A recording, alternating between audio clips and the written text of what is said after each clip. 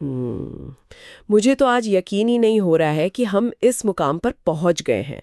मतलब आज हमारी इस गहन चर्चा का 25वां पड़ाव है। अरे हाँ, 25वीं चर्चा। सच में यार, समय का तो जैसे पता ही नहीं चला। बिल्कुल, और ये सब सिर्फ और सिर्फ हमारे इस प्यारे से श्रोता परिवार की वजह से मुमकिन हुआ है।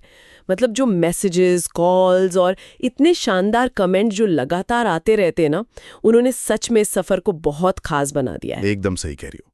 जो प्यार और समर्थन इस चर्चा को मिला है वो सच में दिल को छू लेने वाला है। ऐसा लगता है कि हम सब एक बहुत ही गहरे स्तर पर जुड़े हुए हैं। इस सफर को यहाँ तक लाने वाले हर एक व्यक्ति का तहे दिल से शुक्रिया। हाँ, उन सभी ने हमें जो खास महसूस कराया है ना, वही हमारी असली ताकत है। तो इसी जश्न की ऊर्जा के साथ आज के विषय पर आते हैं। आज का विषय थोड़ा गंभीर जरूर है, लेकिन आज के इस मॉडर्न दौर में चाहे वो प्यार हो, दोस्ती हो या परिवार, उसके लिए ये सबसे ज्यादा प्रासंगिक है।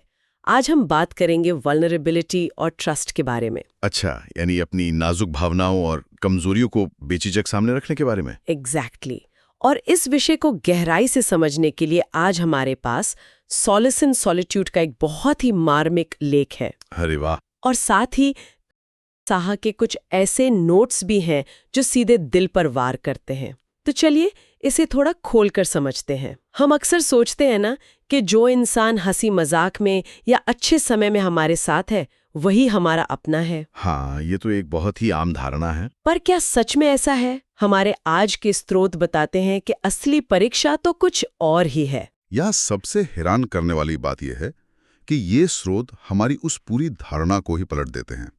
सॉलस इन सॉलिट्यूड का लेख बहुत ही स्पष्ट शब्दों में कहता है कि किसी इंसान को सच में तब तक नहीं जाना जा सकता जब तक ये ना देख लिया जाए कि वो आपकी वल्नरेबिलिटी के साथ क्या करता है। ये लाइन अपने आप में बहुत गहरी है।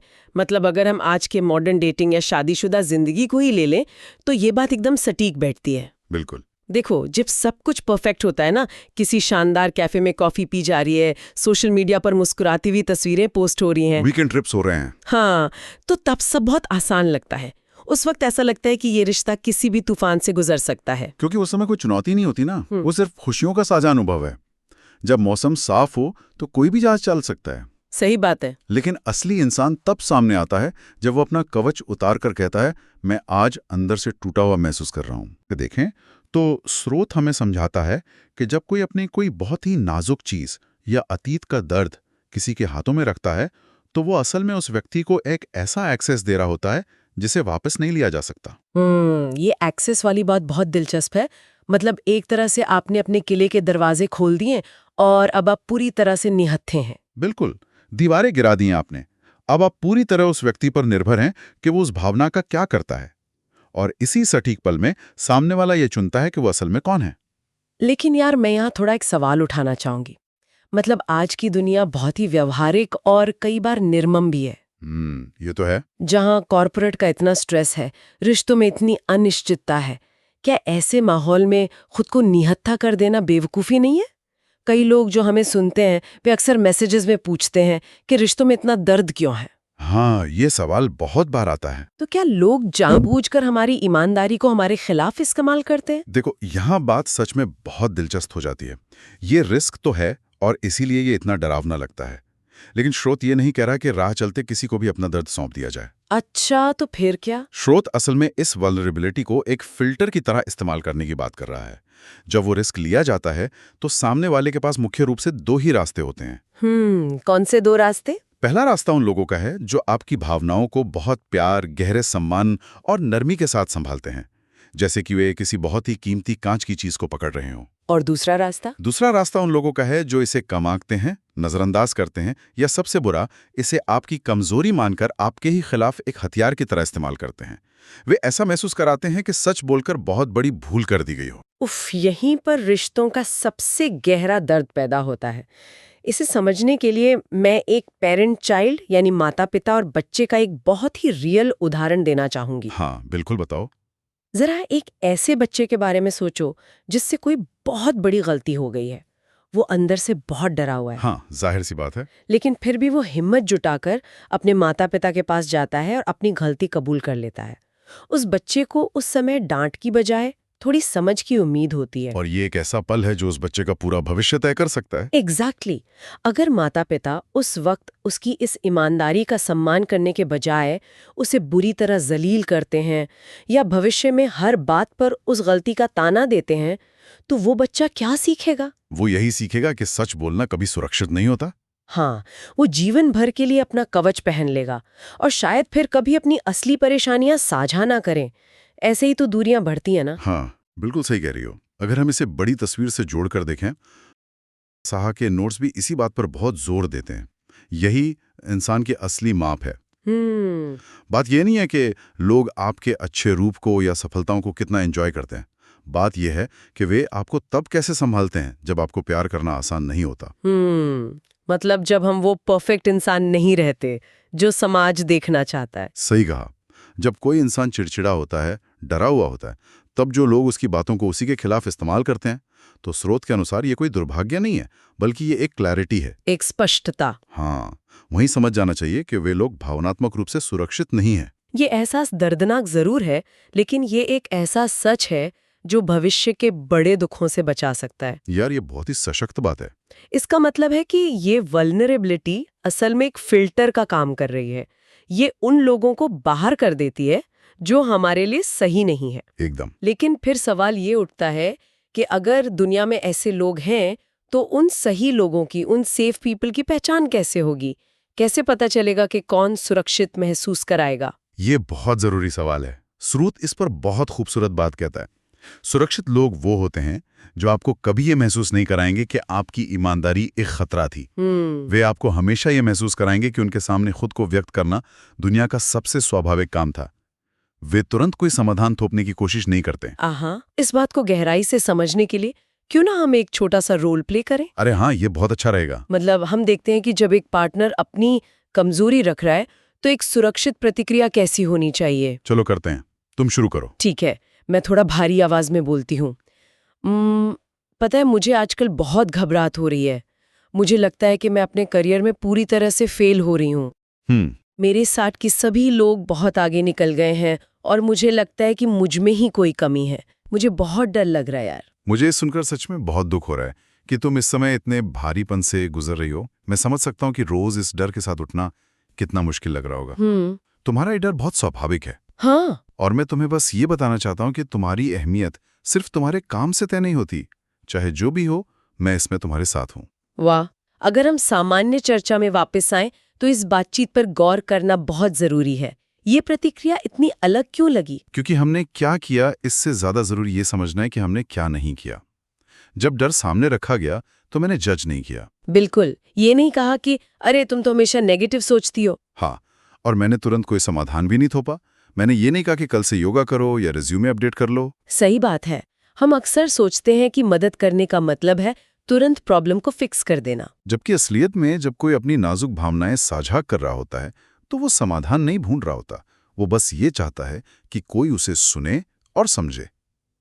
सेफ पर्सन की ये निशानी है। हमारी स्रोत सामग्री भी तो यही कहती है ना, सही लोग आपके बिना पॉलिश किए हुए टूटे हुए हिस्सों को भी प्यार से अपनाते हैं। वो ये शर्त नहीं रखते कि पहले खुद को ठीक करो फिर मेरे पास आना। एग्जैक्टली। वो कहते हैं तुम जैसे भी हो काफी हो। और आज के दौर में रिश्तों को स्वस्थ रखने की यही चाबी है।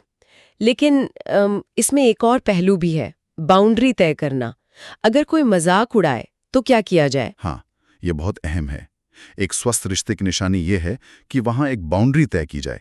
स्पष्ट रूप से कहा जाए कि जब तुमने मेरी बात का मजाक उड़ाया तो मुझे ठेस पहुंची। जो व्यक्ति सच में सेफ होगा वो इस सीमा का सम्मान करेगा। ये सच में सुकून देने वाला है। लेकिन यार, फिर एक बात दिमाग में आती है, अगर अपना असली रूप दिखाना और सेफ लोगों के साथ जुड़ना इतना ही खूबसूरत है तो इंसान इससे इतना डरता क्यों है? क्योंकि समाज ने पीढ़ियों से हमें यही सिखाया है कि कमजोरी दिखाना हार मान लेना है। बचपन से ही कहा जाता है कि मजबूत बनो, जिसका गलत अर्थ ये निकाला जाता है कि भावना शून्य बनो। उफ, एकदम सही कहा। लेकिन हमारे आज के जो नोट्स हैं वो इस पुरानी धारणा को पूरी तरह से तोड़ देते हैं। हाँ, बिल्कुल। साहा के नोट्स याद दिलाते हैं कि वल्नरेबल होना कमजोरी नहीं बल्कि हिम्मत है। ये इस पूरी चर्चा का सबसे शक्तिशाली हिस्सा है। क्योंकि जरा सोचो, उस दुनिया में जहां हर कोई खुद को मजबूत और परफेक्ट दिखाने की अंधी दौड़ में है, वहां खड़े होके ये कहना कि मुझे डर लग रहा है, इसके लिए बहुत बड़ा कलेजा चाहिए। बिल्कुल। ये कायरता नहीं, असीम साहस है। मुझे यहाँ एक बहुत ही प्रेरणादायक कहानी याद आ रही है जो इस बात को साबित करती है। अरे वाह, जरूर शेयर करो। एक व्यक्ति था जिसने अपने करियर के सबसे ऊंचे मुकाम पर सब कुछ खो दिया। वो गहरे डिप्रेशन में चला गया। उस वक्त उसके पास दो विकल्प थे, या तो वो अपनी होने वाली पत्नी से ये बात छिपाता या सच बताता। तो उसने क्या किया? उसने साहस दिखाया और अपनी पूरी कमजोरी उसके सामने रख दी। और उस रिश्ते का क्या हुआ? उसकी पार्टनर ने उसे छोड़कर जाने के बजाय बस उसका हाथ पकड़ा और कहा, हम इस अंधेरे से एक साथ गुजरेंगे। अरे वाह। और आज सालों बाद उनका रिश्ता किसी भी आम रिश्ते से 100 गुना ज्यादा मजबूत है, क्योंकि वो कच्चे और अनफिल्टर्ड इमोशंस पर टिका है। क्या बात है, ये सुनकर तो सच में रोंगटे खड़े हो जाते हैं। तो इस पूरी चर्चा का, इन सारे स्रोतों का आखिर मतलब क्या निकलता है? इसका सीधा सा मतलब ये है कि अपनी सबसे कोमल भावनाएं सामने रखना ही दूसरे इंसान पर गहरे भरोसे का सबसे बड़ा सबूत है। ये कमजोरी नहीं, चरित्र की ताकत है। और जो लोग इस हिम्मत की कदर करते हैं वही करीब रखने लायक हैं। ये हम सभी के लिए एक बहुत ही महत्वपूर्ण सवाल खड़ा करता है। आज की इस भागदौड़ भरी दुनिया में जहां सब कुछ फिल्टर के पीछे छिपा है, वहां अपनी असली पहचान सामने रखने का साहस हर किसी में नहीं होता। और शायद इसीलिए सच्चे और गहरे रिश्ते आज इतने दुर्लभ हो गए हैं। लोग रिजेक्शन के डर से एक सच्चे कनेक्शन का मौका ही गंवा देते हैं। सच में यार, ये चर्चा वाकई में बहुत सी आंखें खोलने वाली रही है। और जैसा कि आज के इस 25वीं अहम कड़ी के अंत की ओर हम बढ़ रहे हैं, यहाँ एक बहुत ही गहरा विचार छोड़ने का समय है। हाँ, श्रोताओं के लिए वो विचार क्या है? एक सवाल है जिस पे आज रात जरूर सोचना चाहिए। अगली बार जब कोई भी इंसान, चाहे वो बच्चा हो, जीवन साथी हो या दोस्त हो, अपना कवच उतारकर निहत्था खड़ा हो, तो खुद से पूछिएगा, क्या हम उस भावना को सुरक्षित रखने वाले इंसान बनेंगे या उसे तोड़ने वाले? क्योंकि उस पल में हम भी अपना असली चरित्र दिखा रहे होंगे। ये एक बहुत ही शक्तिशाली विचार है।